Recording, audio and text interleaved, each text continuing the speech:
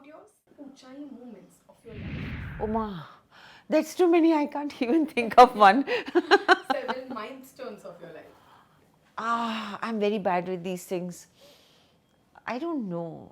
Okay, first two are the birth of my children. Nothing can beat that. I think that is like together, sharing the number one spot, because I think that moment is so great. Nothing after that matches that kind of feeling, pre and post and everything.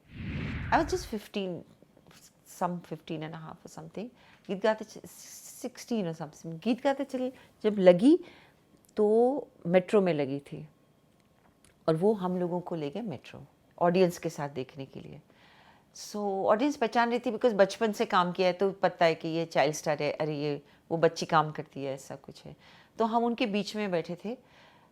Interval तो हम बाहर चले गए, interval के बाद वापस आ गए और फिल्म ख़त्म हुई तो हम लोग उठ के जा रहे थे जैसे कि इंटरवल में गए थे. Suddenly I can never forget, very old lady and she was very short, मतलब she was so short lead.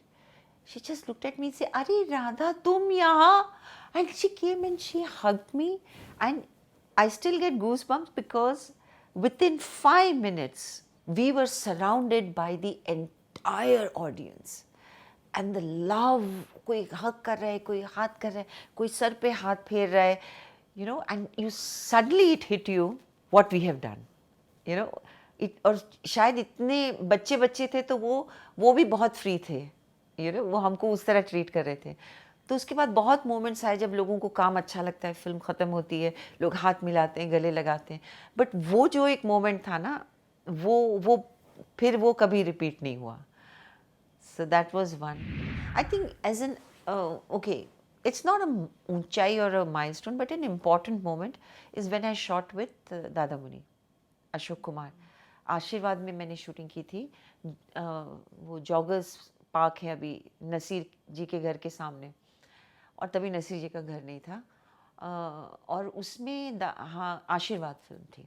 उसमें 2 गाने थे, नीना की नानी की नाव चली, रेलगाड़ी, which actually is the first rap song. First rap song has actually come out of India because that was way back. And he was doing this and he had asthma.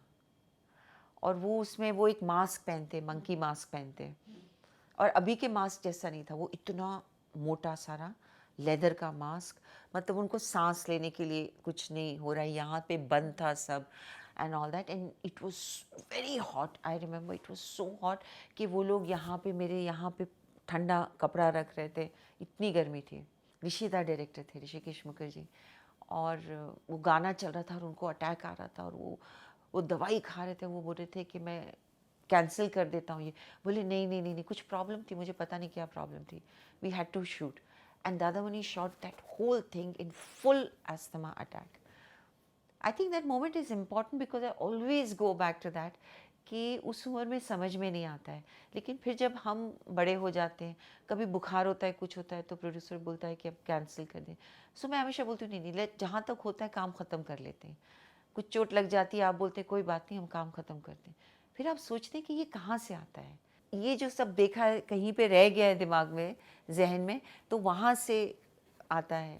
So that is always been a very prominent moment for me, learning experience. Then the obvious one are 2 national awards, and I'm very honored because it's national. I'm very patriotic that way. I love my country. I love to be an Indian. अभी भी national anthem होता है तो मैं कभी नहीं बैठती हूँ, मुझे ये सब बहुत अच्छा लगता है. तो जब नेशनल अवार्ड मिलता है तो ऐसा लगता है कहीं से कि आपकी कंट्री, आपका देश आपको रिकग्नाइज कर रहा है. तो मेरे लिए वो बहुत अच्छी फीलिंग है.